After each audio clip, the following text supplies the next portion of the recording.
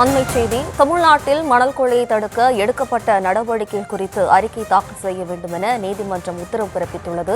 கனிம வள ஆணையருக்கு சென்னை உயர்நீதிமன்றமானது உத்தரவு பிறப்பித்துள்ளது. கூடுதல் விவரங்களோடு இணைகிறார் நமது செய்தியாளர் மதியழகன். வணக்கம் மதியழகன், இந்த வழக்கு தொடர்பான விவரம்.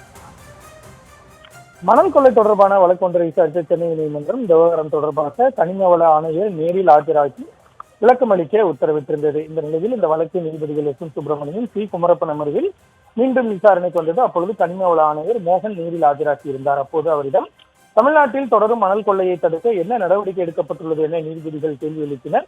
இதற்கு பதிலளித்த கனிம வள ஆணையர் மணல் கொள்ளையில் ஈடுபடுபவர்களுக்கு அபராதம் விதிக்கப்படுவதாக கூறினார். மேலும் ஆன்லைன் பதிவு முறை, GPS மூலம் கண்காணிப்பு உள்ளிட்ட நடைமுறைகள் பின்பற்றப்படுவதாக தெரிவித்தார். அபராதம் விதிப்பது மட்டுமே போதாது என கூறிய நீதிபதிகள் மணல் கொள்ளையில் ஈடுபடுபவர்கள் மீது குற்றவியல் நடவடிக்கை எடுக்க வேண்டும் என குறிப்பிட்டனர். கனிம வளங்கள் நாட்டின் சொத்து என தெரிவித்த நீதிபதிகள் அவற்றை கொள்ளையடிக்க அனுமதிக்க முடியாது என திட்டவட்டமாக தெரிவித்தனர். மணல் கொள்ளையர்களுடன் இணைந்து அதிகாரிகள் செயல்பட்டால் இதனை தடுக்கவே முடியாது என கூறிய நீதிபதிகள் இந்த விவகாரத்தில் தீவிர நடவடிக்கை எடுக்க வேண்டிய நிலை உள்ளதாகவும் கூறினர்.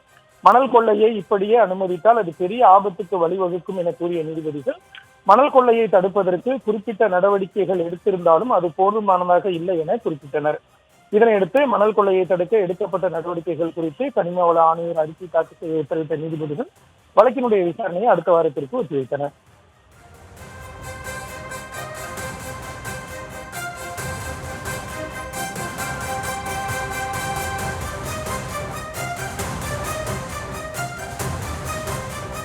விவரங்களுக்கு நன்றி மதியழகன்.